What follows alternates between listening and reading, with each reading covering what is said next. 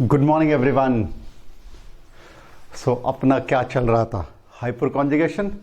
सो hyper conjugation की theory सीख चुके, उसके ऊपर कुछ एग्जांपल्स भी सॉल्व किए हम लोगों ने, जहां पे हमने ये आइडेंटिफाई किया कि दिए हुए स्ट्रक्चर में कितने नंबर ऑफ अल्फा हाइड्रोजन है एंड उस बेसिस पे कितने नंबर ऑफ हाइपर कॉन्जुगेशंस बनेंगे।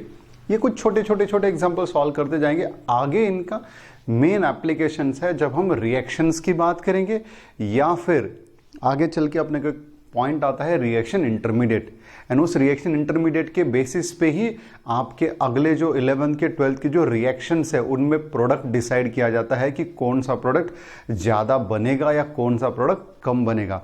तो उन सब के लिए हमको इन सब चीज़ों की ज़रूरत पड़ेगी। ठीक, सो अपन ने हाइपर कॉन्जुगेशन की थ्योरी सीखी, कुछ उसके एग्जाम्पल्स देखे। आज हम देखने वाले हाइपर कॉन्जुगेशन के कुछ इंपॉर्टेंट एप्लीकेशन जो आगे हमको बहुत ज्यादा काम में आने वाले हैं। सो हेडिंग लिखना आप लोग, एप्लीकेशंस ऑफ हाइपर कॉन्जुगेशन, है ना, applications of hyperconjugation, right. So let me put the heading here. सो ये यहां पे आपका हम देखने वाले हैं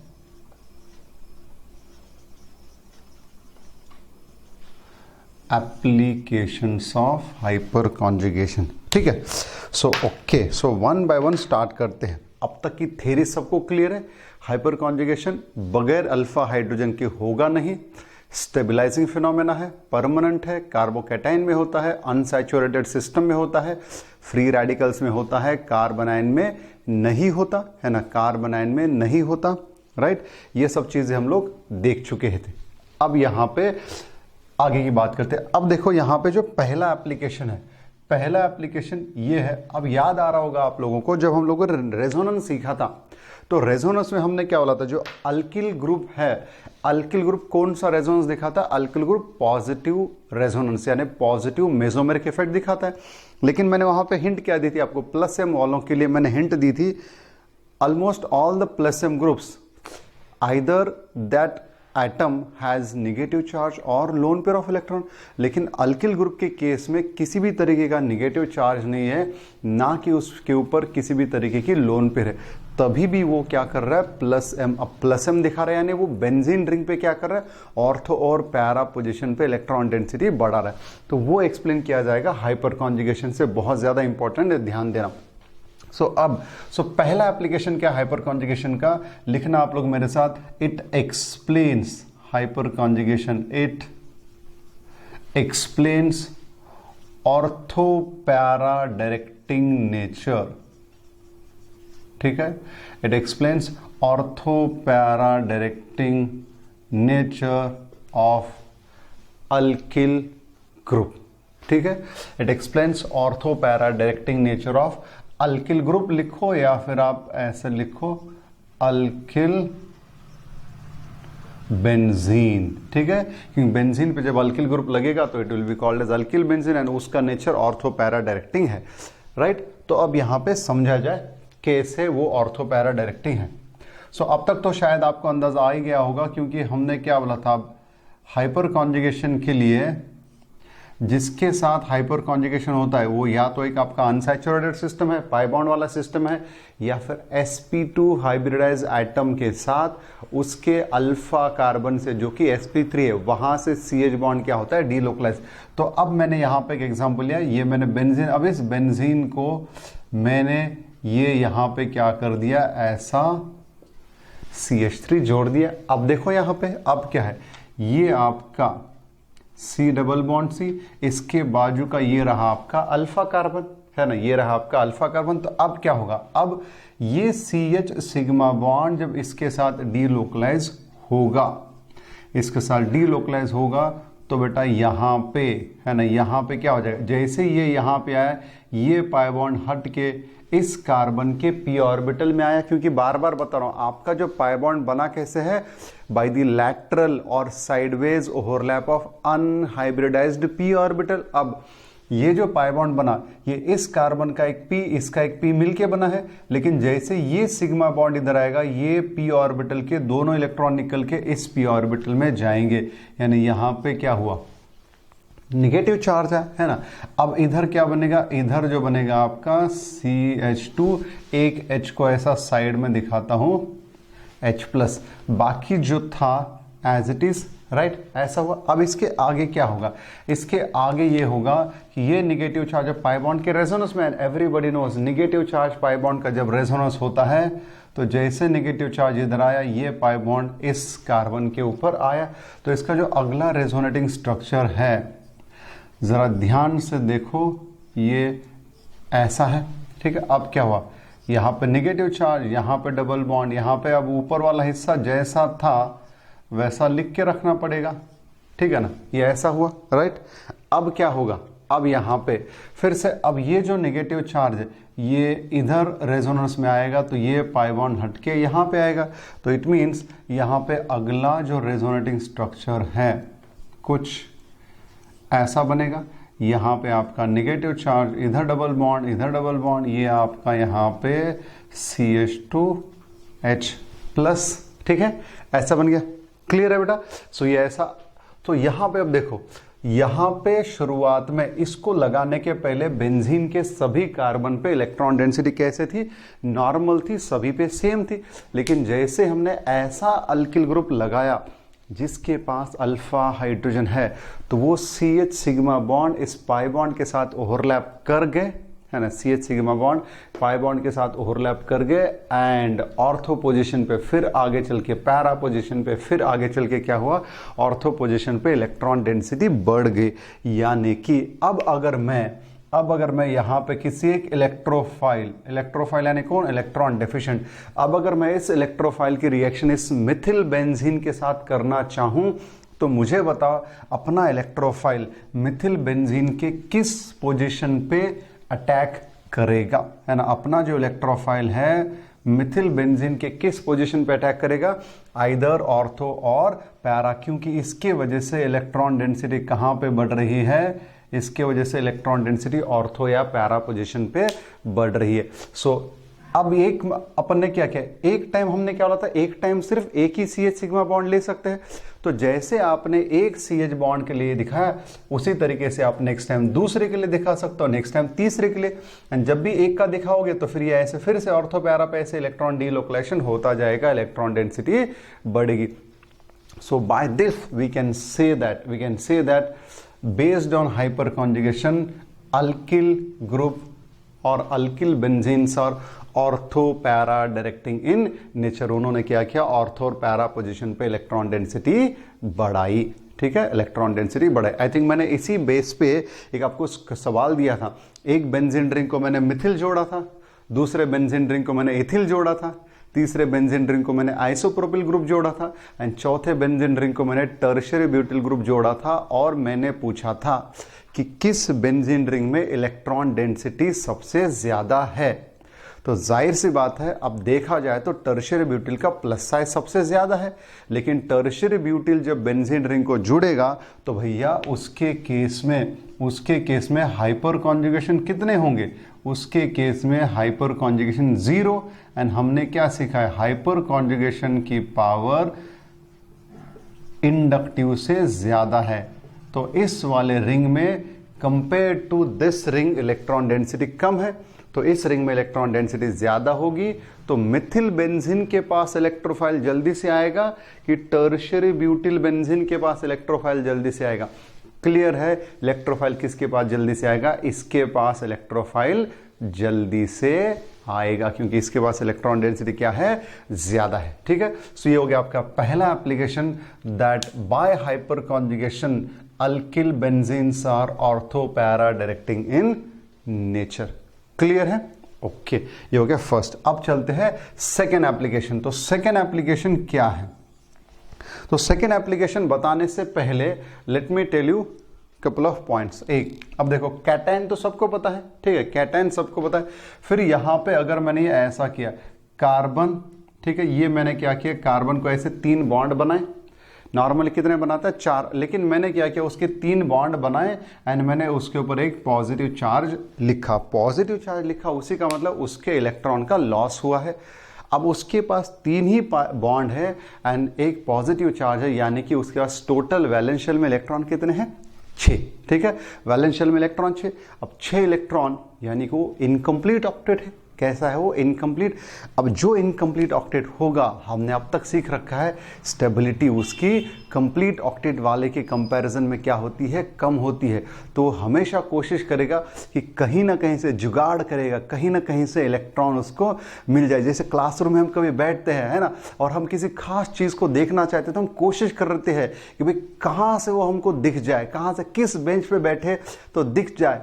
मैं क्या बोल रहा हूँ? बोर्ड के ऊपर का बोल रहा हूँ। तुम कुछ अलग सोचते हो, तुम्हारे ना मतलब सोच ही जबरदस्त है। मैं बोल रहा हूँ बोर्ड के ऊपर का कहाँ पे बैठोगे तो अच्छा दिखेगा, लेकिन तुम क्या बोल रहे हो? किस एंगल पे बैठूंगा तो उस साइड का, राइट साइड का, लेफ्ट साइड का अच्छा दिखेगा। जबरदस्त, एकदम जबरदस्त। चलो ध्यान दो इधर।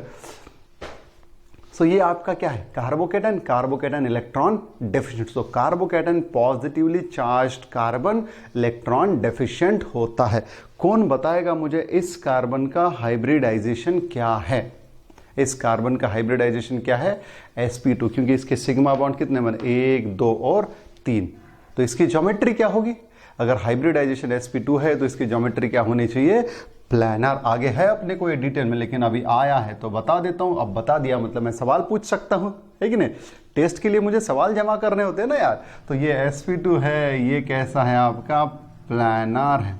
गाइस एक चीज कॉन्फिडेंस से बोल सकता हूं, जो मैं यहां पे क्लास मतलब अपना आप वीडियो लेक्चर में या नॉर्मल क्लास में जो बताऊंगा, अगर उस चीज को सही तरीके से फॉलो करोगे एंड जो उसको एक बार सुन के हंस के छोड़ दोगे तो आई गारंटी कि कोई नहीं रोक सकता हमको। लेकिन हर छोटी सी छोटी चीज को पकड़ के रखना है आप लोगों को। सो ये आपका कार्बोकैटायन है। अब अल्किल कार्बोकैटायन को बोला जाता है। इसको क्या बोला जाएगा? Alkyl carbocation. क्योंकि अगर मैं यहाँ पे ये ऐसे में यहाँ पे H जोड़ू तो CH3 हुआ। CH3 यानी क्या होता है? एक अल्किल होता है। ये CH4 अल्किन, एक हाइड्रोजन हटा दिया, CH3 बना मिथिल, है ना।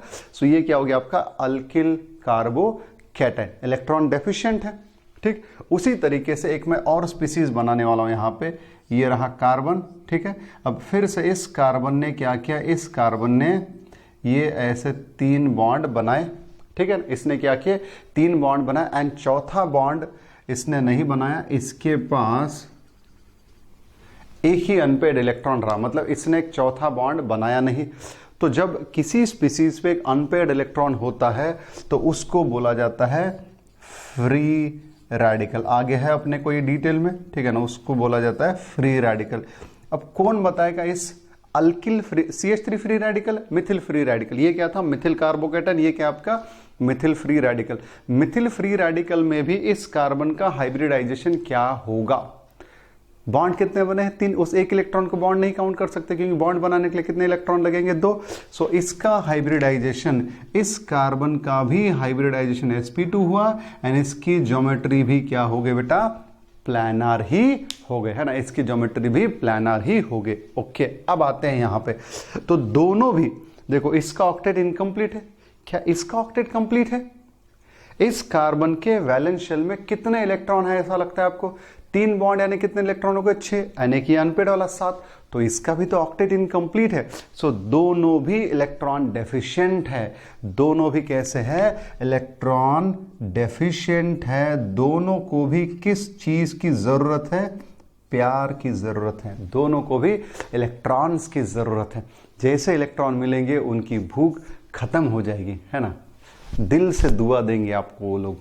सो दोनों इलेक्ट्रॉन डेफिशिएंट है। सो अब ध्यान से देखना, दोनों इलेक्ट्रॉन डेफिशिएंट है। आपका हाइपर कॉन्जुगेशन कौन सा फिनोमेना है? आपका हाइपर कॉन्जुगेशन जो है बेटा वो आपका इलेक्ट्रॉन डोनेटिंग फिनोमेना है। क्या कभी देखा है पिछले 3 लेक्चर में, क्या देखा है कि हाइपर कॉन्जुगेशन में कभी किसी और से इलेक्ट्रॉन खींच ली? नहीं ना, वो रेजोनेंस में खींचता है, इंडक्टिव में भी दूसरे के इलेक्ट्रॉन खींचता है, लेकिन हाइपर कॉन्जुगेशन तुम्हारे मेरे जैसा प्यार में बिलीव करता है, प्यार में विश्वास करता है। सो हाइपर कॉन्जुगेशन आपका एक स्टेबलाइजिंग फिनोमेना है, इलेक्ट्रॉन डोनेटिंग फिनोमेना है। तो क्या लगता है जो इलेक्ट्रॉन डेफिशिएंट होते हैं वो अनस्टेबल होते हैं, तो क्या हाइपर कॉन्जुगेशन इनको स्टेबल करेगा? यस ऑफ कोर्स करेगा, है ना। क्या करेगा? सो अपना second application of hyper conjugation क्या है? वो ये है कि hyper conjugation explains the relative stability of alkyl carbocation and free radical. लिखना it explains, कौन, हाइपर कॉन्जुगेशन है ना, it explains रिलेटिव यानी एक दूसरे के कंपैरिजन में है ना, it explains relative stability, it explain relative stability of alkyl कार्बोकेटन, ऐसा लिखा जाएगा शॉर्ट में, ठीक है, alkyl कार्बोकेटन and alkyl free radical, ठीक है, ओके। सो अब यहां पे जैसे देखो प्राइमरी कार्बन था, सेकेंडरी कार्बन है, टर्शियरी कार्बन है, उसी तरीके से कार्बोकैटायंस भी प्राइमरी होगा, सेकेंडरी होगा, टर्शियरी होगा, राइट। अब प्राइमरी यानी कौन सा, ऐसा कार्बन जो किसी से भी नहीं जुड़ा या सिर्फ किसी एक से जुड़ा होगा, किसी से भी नहीं जुड़ा या सिर्फ किसी एक से जुड़ा होगा। सेकेंडरी 2 से, टर्शियरी 3 से, ठीक है। सो यहां पे मैं पहले कार्बोकैटायन की बात करता हूं, तो मैं क्या करूंगा, यहां पे सबसे सिंपलेस्ट कार्बोकैटायन लिख रहा हूं मैं, यहां पे सबसे पहले मैंने लिखा मिथिल कार्बोकैटायन। अब मैंने क्या किया, ये प्राइमरी है कि सेकेंडरी है, प्राइमरी क्योंकि ये किसी से भी नहीं जुड़ा, तो ये मैंने यहां पर लिखा प्राइमरी कार्बोकैटायन, ठीक। फिर मैंने क्या किया, इसका एक H हटाया, मैंने इसका एक H हटाया तो CH2 बना, एंड उस H के जगह पे मैंने क्या लिखा, CH3। तो अब ये प्राइमरी कार्बोकैटायन बना,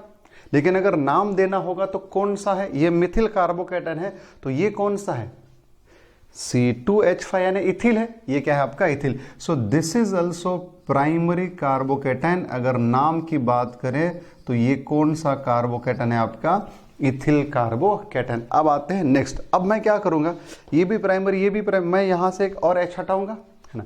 मैंने क्या किया, वहां से एक और H हटाया एंड उसको एक और मिथिल जोड़ा, ठीक है, एक और मिथिल जोड़ा।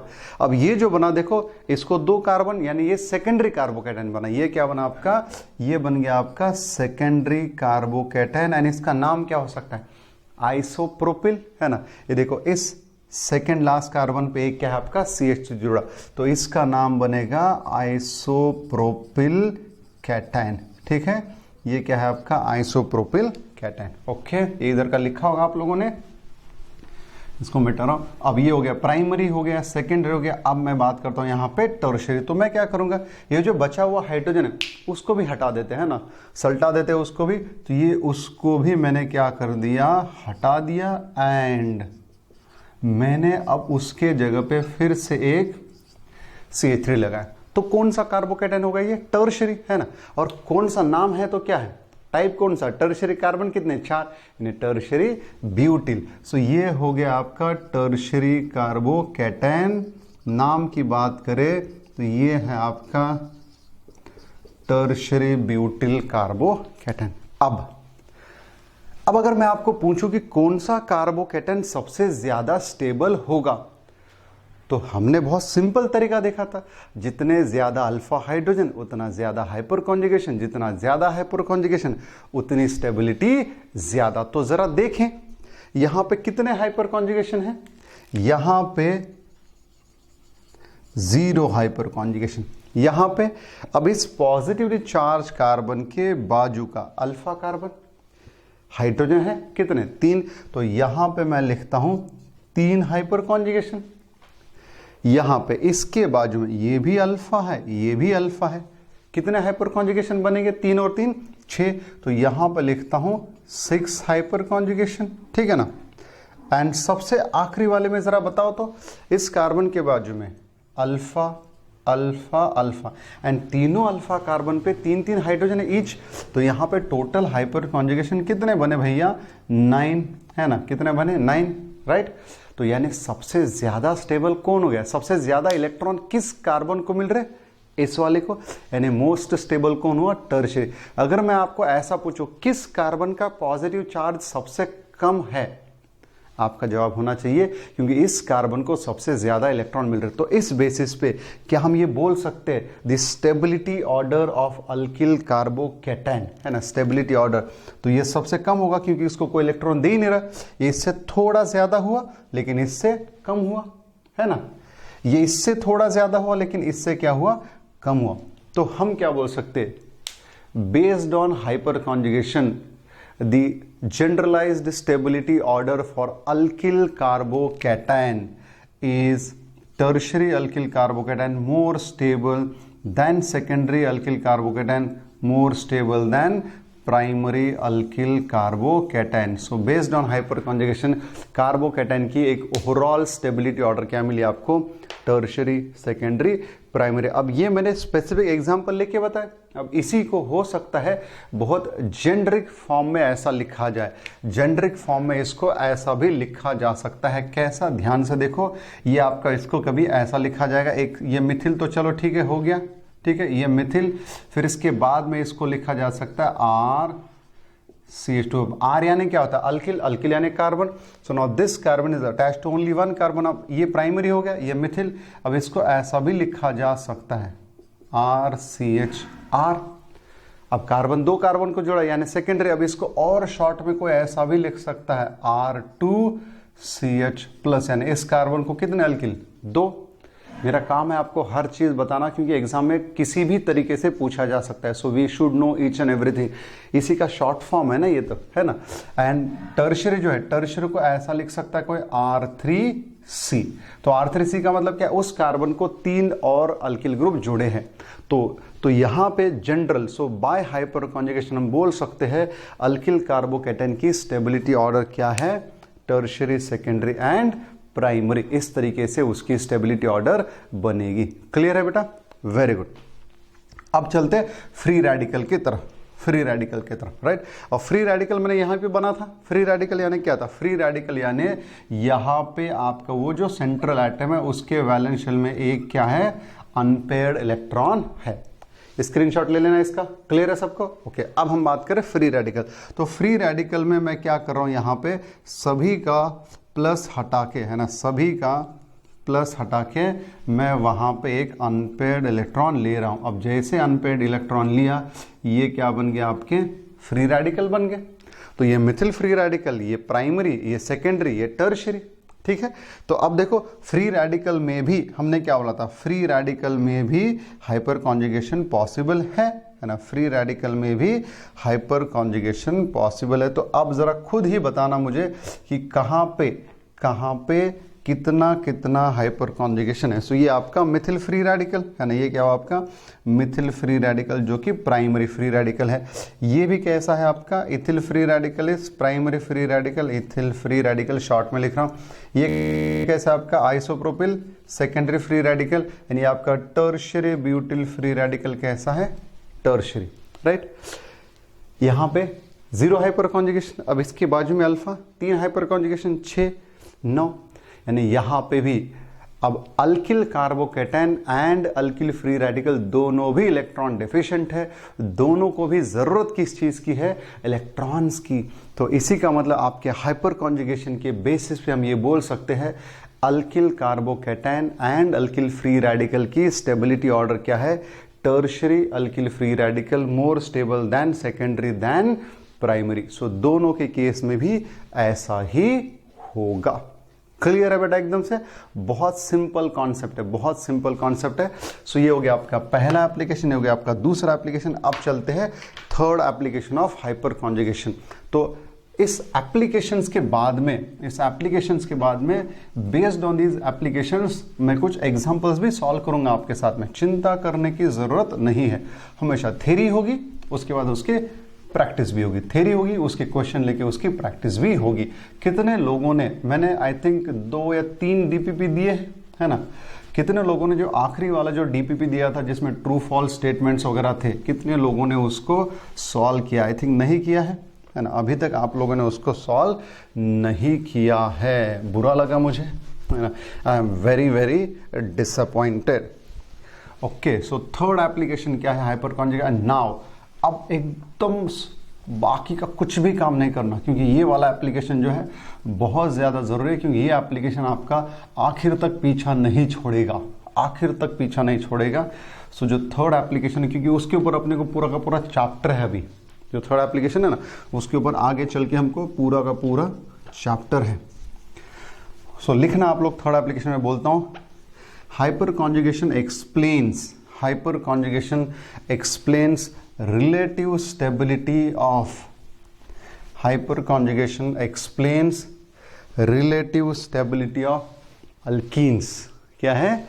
relative stability of alkenes। सो ये रहा आपका application number third. It says it explains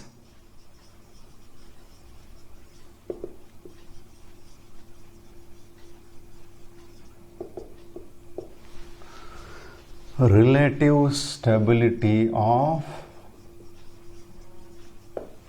alkenes। Okay, अब देखो सबसे सिंपलेस्ट अल्कीन कौन सा है आपका? इथिलीन है ना। सबसे सिंपलेस्ट अल्कीन कौन सा है? इथिलीन। बहुत काम की चीज है वो, हाँ बहुत काम की चीज है। अल्कोहल बनाने में भी काम आता है रे बाबा। आहा, खुश होगा। देखो कुछ लोगों के फेस पे ये बड़ा सा स्माइल है। मेरे नहीं, तुम्हारी बात कर रहा भैया, मैं देखता भी नहीं मैं अल्कोहल की तरफ। ध्यान देना इधर। So it explains the relative stability of alkyne. उसी के आगे आप एक स्टेटमेंट और लिखो, मोर द सब्सटीट्यूटेड अल्कीन, है ना। क्या लिखो? More the substituted alkyne, more the substituted alkene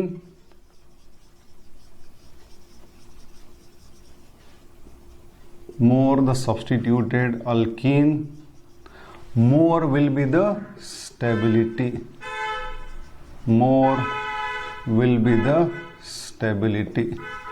पता नहीं किसको ये ऐसी इच्छा होती है इतने रात में भी पॉम पॉम पॉम पॉम बजाने का, बिना वजह। कौन सी ट्रैफिक होगी अभी इस रात में, है ना। So it explains the relative stability of alkenes. More the substituted alkene, more will be the stability. Okay, चलो ध्यान दिया जाए। अब यहाँ पे what is the meaning of more substituted वगैरह सब बात करेंगे। So अब यहाँ पे ध्यान से देखना, ये सबसे सिंपलेस्ट है अल्कीन आपका इथिलीन। ओके, अब सब्सटीट्यूटेड का मतलब क्या?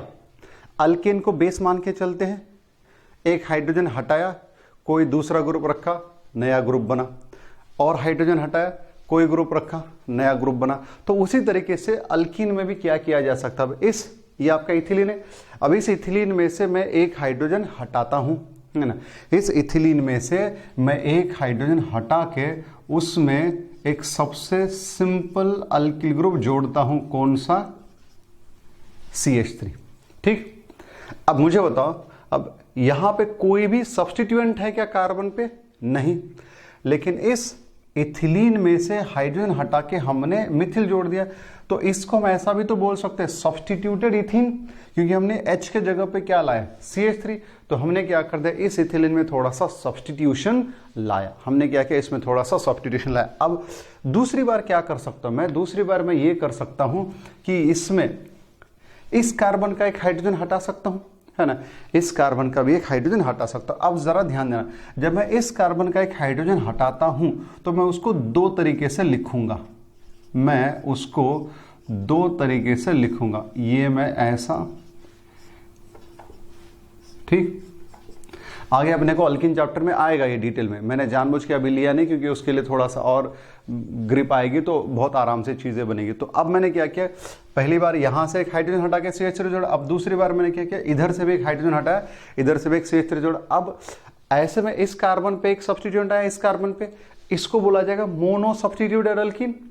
इसको बोला जाएगा डाई सब्स्टिट्यूटेड, क्योंकि इस कार्बन पे एक सब्स्टिट्यूएंट, इस कार्बन के एक सब्स्टिट्यूएंट इसके कंपैरिजन में। तो वो क्या बना? अब देखो ये 1 2 3 4 ब्यूटीन बना। कौन सा? 2 ब्यूटीन बना। अब यहां पे क्या हो सकता है?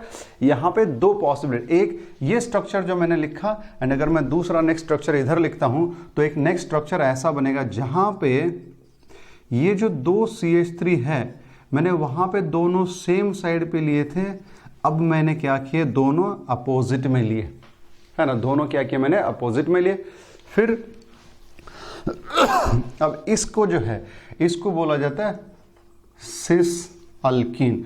अब ये सिस ट्रांस क्या होता है आगे सीखेंगे, फिलहाल अगर आप इतना ध्यान रखोगे तो भी चलेगा। अगर किसी एक अल्कीन में जो डबली बॉन्डेड कार्बन है उस पे जुड़े दो सेम सब्स्टिट्यूएंट अगर एक ही साइड से आए तो उसको बोला जाता है सिस अल्कीन। जैसे कि वहां पे दोनों मिथिल सेम साइड से है एंड यहां पे दोनों मिथिल क्रॉस पे, तो जब किसी डबली बॉन्डेड कार्बन के एडजेसेंट कार्बन के दो सेम ग्रुप सेम साइड पे आए तो सिस अल्कीन, एंड अगर वो क्रॉस में आए तो क्या होगा यहां पे आपका, उसको बोला जाएगा ट्रांस अल्कीन। ठीक, सो पहले एक हटाया, फिर दोनों साइड पे एक एक हटाया। आप क्या करेंगे, एक ही साइड पे दो हटाते। अब क्या करेंगे, एक ही साइड पे दो हटाते हैं। सो ये मैंने ऐसा कर दिया, किसी भी एक साइड पे दो हाइड्रोजन हटा के दो मिथिल। सो ये भी डाई सब्स्टिट्यूटेड है, ये भी डाई सब्स्टिट्यूटेड है, ये भी डाई सब्स्टिट्यूटेड। सो दो दो वाली पॉसिबिलिटी खत्म। अब क्या करेंगे, किसी एक साइड के दो, दूसरे साइड का एक, यानी तीन है ना।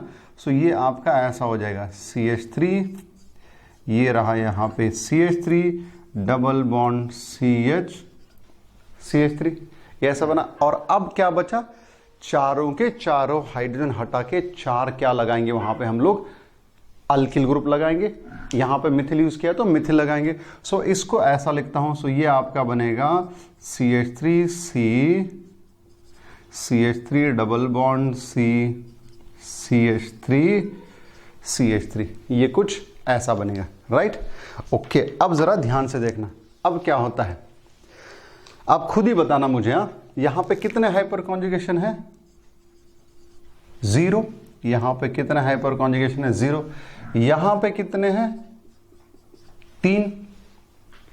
यहां पे कितने हैं, 6। यहां पे भी कितने हैं, 6। यहां पे भी कितने हैं, 6। अब इन तीनों में अगर नंबर ऑफ हाइपर कॉन्जुगेशन तो सेम ही है, उसमें भी 6 है, इसमें भी 6 है, इसमें भी 6 है, तो फिर इन तीनों में स्टेबिलिटी कैसे निकाली जाती है। फिर इन तीनों में स्टेबिलिटी निकाली जाएगी इनके ज्योमेट्री के बेसिस पे। अब यहां पे चूंकि दोनों CH3 डबल बॉन्ड के सेम साइड पे आए तो उनमें क्या हो जाता है, इलेक्ट्रॉनिक रिपल्शन होना चालू हो जाता है बहुत ज्यादा। कैसे, अल्किल ग्रुप का कौन सा नेचर है, अल्किल ग्रुप का नेचर है इलेक्ट्रॉन डोनेटिंग, इंडक्टिव है ना। तो मान लो इंडक्टिव के चलते अगर इस CH3 ने इधर इलेक्ट्रॉन दिए, ध्यान से सुनना हर कॉन्सेप्ट को, अगर इंडक्टिव के चलते इस CH3 ने इधर इलेक्ट्रॉन दिए तो इधर थोड़ा सा निगेटिव चार्ज तैयार हो जाएगा। उसी तरीके से ये CH3 भी अपने इंडक्टिव के चलते इधर क्या करेगा, निगेटिव चार्ज, एंड इनके तरफ क्या हो जाएगा, पॉजिटिव चार्ज। तो दो निगेटिव बाजू बाजू में आए, क्या हो जाएगा, स्टेबिलिटी बहुत कम हो जाएगी। स्टेबिलिटी क्या हो जाएगी, बहुत कम हो जाएगी। तो generally cis alkene is less stable than trans alkene. अब हो सकता है बैठे बैठे कोई सोच रहा है सर इस केस में भी तो ऐसा होगा, ये इधर से इलेक्ट्रॉन दे रहा है तो यहां पे नेगेटिव है, इधर से इलेक्ट्रॉन दे रहा है तो यहां पे नेगेटिव, लेकिन ये दोनों एक दूसरे को क्या कर देते हैं, कैंसल कर देते हैं। महाभारत रामायण देखा क्या, इधर से बाण मारा उधर से बाण धड़ाक से कैंसिल, वैसा यहां पे हो जाता है। So generally trans alkenes are more stable than cis alkene. And इसके केस में क्या हो जाता है, इसके केस में ये दोनों मिलके एक ही डायरेक्शन में इलेक्ट्रॉन दे रहे, तो इसके केस में स्टेबिलिटी और थोड़ी सी ज्यादा हो जाती है। इनके कम बहुत ज्यादा डिफरेंस नहीं, हल्की सी यहां पे स्टेबिलिटी क्या है, ज्यादा है। फिर अब आते हैं यहां पे कितने हाइपर कॉन्जुगेशन, यहां पे जरा देखो, ये आपका C डबल बॉन्ड C, तो इसके बाजू का अल्फा अल्फा अल्फा, सो 3 3 6 3 9, तो यहां पे कितने हाइपर कॉन्जुगेशन हो गए, 9। एंड सबसे आखिरी वाले में देखो 3 3 3 3, तो यहां पे कितने हो गए, 12। ठीक है, यहां पे कितने हो गए, 12। तो इन जनरल कॉन्सेप्ट फिर क्या दिया, जितना ज्यादा, तो अब यहां पे देखो इधर कोई सब्स्टिट्यूशन है क्या अल्किन में, नहीं। यहां पे एक सब्स्टिट्यूशन, यहां पे 2, यहां पे 2, यहां पे 2, फिर यहां पे 1 2 3 सब्स्टिट्यूशन आए, यहां पे क्या हुआ, 4 सब्स्टिट्यूशन आए। तो इसी के लिए तो बोला है। अब देखो यहां पे 4 सब्स्टिट्यूशन आए, यहां पे हाइपर कॉन्जुगेशन भी बढ़ा, एंड जितना ज्यादा हाइपर कॉन्जुगेशन हमने क्या बोला, स्टेबिलिटी भी उतनी ही ज्यादा होगी, बोला है ना। तो वही है कॉन्सेप्ट यहां पे। तो इसी वजह से, तो अब अगर किसी ने हमको बोला कि इन अल्कीन की स्टेबिलिटी ऑर्डर क्या होगी, तो सबसे लीस्ट स्टेबल ये होगा, तो ये सबसे कम स्टेबल, इससे थोड़ा ज्यादा ये स्टेबल, इससे थोड़ा ज्यादा ये स्टेबल, इससे थोड़ा ज्यादा ये स्टेबल। इसके लिए इसको ऐसा लिखता हूं, है ना, cis alkene is slightly less stable than this. तो ये क्या हो जाएगा, उससे भी ज्यादा स्टेबल हो जाएगा। फिर ये इससे और थोड़ा ज्यादा स्टेबल, ये इससे ज्यादा स्टेबल, एंड ये क्या हो जाएगा, सबसे ज्यादा स्टेबल। तो मुझे बताओ मोस्ट सब्स्टिट्यूटेड अल्कीन कौन सा है, ये। लीस्ट सब्स्टिट्यूटेड अल्कीन कौन सा है, ये। इसी के लिए तो वहां पे लिखा है मोर the substituted alkyne greater will be the stability. And अपना आंसर भी वही है, जितना ज्यादा सब्स्टिट्यूशन हुआ वहां पे उतनी ज्यादा हाइपर कॉन्जुगेशन हुआ, एंड वहां पे जितना ज्यादा हाइपर कॉन्जुगेशन उतनी ज्यादा क्या होती है, स्टेबिलिटी। इसी के लिए जनरलाइज्ड कॉन्सेप्ट क्या माना जाता है, जनरलाइज्ड कॉन्सेप्ट ये है कि मोर the substituted alkyne more will be the stability. आगे हमको ये अल्कीन चैप्टर में, अल्किल हलाइड में, अल्कोहल में बहुत ज्यादा इस्तेमाल करना पड़ता है। तो आप सिंपल क्या दिमाग में रखना, जितना ज्यादा हाइपर कॉन्जुगेशन अल्कीन में उतनी स्टेबिलिटी क्या होगी, ज्यादा होगी। Greater the substitution, greater the number of substitution, greater will be the stability. आपको हो सकता है एग्जाम में पूछा जाए कि भाई दिए हुए अल्कीन्स में कौन सा अल्कीन सबसे ज्यादा स्टेबल है, या फिर किस अल्कीन में सबसे ज्यादा हाइपर कॉन्जुगेशन, ऐसा अपने को पूछा जा सकता है, ठीक है ना। सो यहाँ पे अब अगर इसी को जनरलाइज्ड फॉर्मेट में लिखना होता तो कैसा लिखते, इसी को अगर एक जेनरिक फॉर्मेट में लिखना होता तो हम ऐसा लिख सकते थे। ये देखो R2C डबल बॉन्ड CR2, यानी इस कार्बन पे 2 अल्किल, इस पे 2 अल्किल, यानी टेट्रा सब्स्टिट्यूट अल्किल हुआ। तो मोस्ट ऑफ तो इसकी स्टेबिलिटी क्या हो जाएगी, इसकी स्टेबिलिटी हो जाएगी ट्राई सब्स्टिट्यूटेड। यहां पे 4 अल्किल, यहां पे 2 और 1 3 अल्किल। फिर ट्राई सब्स्टिट्यूटेड वाले की स्टेबिलिटी क्या हो जाएगा, ट्राई सब्स्टिट्यूटेड वाले की स्टेबिलिटी हो जाएगी डाई सब्स्टिट्यूटेड से ज्यादा।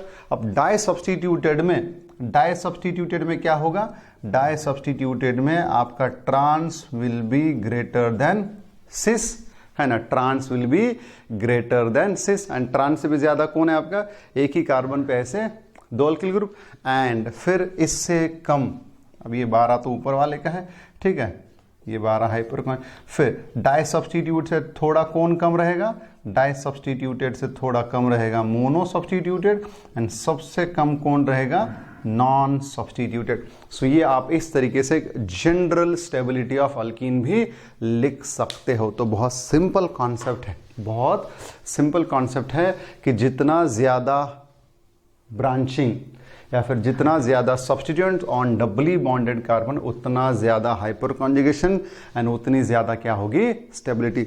सो ये हो गए अपने 3 applications for the hyperconjugation. पहला कौन सा था, इट एक्सप्लेन्स और it helps to explain the ortho para directing nature of alkyl benzene, जहां पे ऑर्थो और पैरा पोजीशन पे इलेक्ट्रॉन डेंसिटी बढ़ती है, and that is why electrophile will attach to ortho and para position. फिर क्या देखा हम लोगों ने, it explains the relative stability of alkyl carbocation and alkyl free radical, and जहां पे हमको क्या पता चला, the generalized stability order for both is tertiary more stable than secondary more stable than primary, and finally stability of alkene.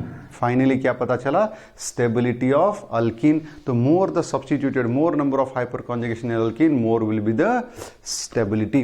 तो अगर मैं आपको एग्जाम में ऐसा भी तो पूछ सकता हूं, 4 अल्कीन दूंगा, मैं पूछूंगा which of these alkene is least stable, तो आपको ढूंढना है कि किस अल्कीन में सबसे कम हाइपर कॉन्जुगेशन है, राइट। तो मैं क्या सोच रहा हूं, यहां ही पे रोकते हैं एप्लीकेशन, क्योंकि अब अगर एग्जाम्पल लेना चाहूं तो वीडियो बहुत लंबा खींचेगा। सो नेक्स्ट वीडियो बनाता हूं जिसमें हम हाइपर कॉन्जुगेशन, रेजोनेंस, थोड़ा सा इन कॉन्सेप्ट को मिक्स करके कुछ एग्जांपल्स लेता हूं, एंड फिर उसके बाद में हम एक फिर से नया सब टॉपिक चालू करेंगे। सो विद दिस अपने 4 इफेक्ट खत्म हो गए, inductive, electromeric, resonance and hyper conjugation. तो नेक्स्ट वीडियो में मैं थोड़ा सा एक ओवरऑल कुछ एग्जांपल्स लूंगा, एंड एक हाइपर कॉन्जुगेशन से ही यानी अल्कीन से रिलेटेड एक कॉन्सेप्ट होता है हीट ऑफ हाइड्रोजनेशन, थोड़ा सा उसके बारे में भी हम डिटेल में बात करेंगे नेक्स्ट वीडियो लेक्चर में, and then will start a new subtopic in this chapter, right guys. रुकते हैं यहां पे, थैंक यू वेरी मच।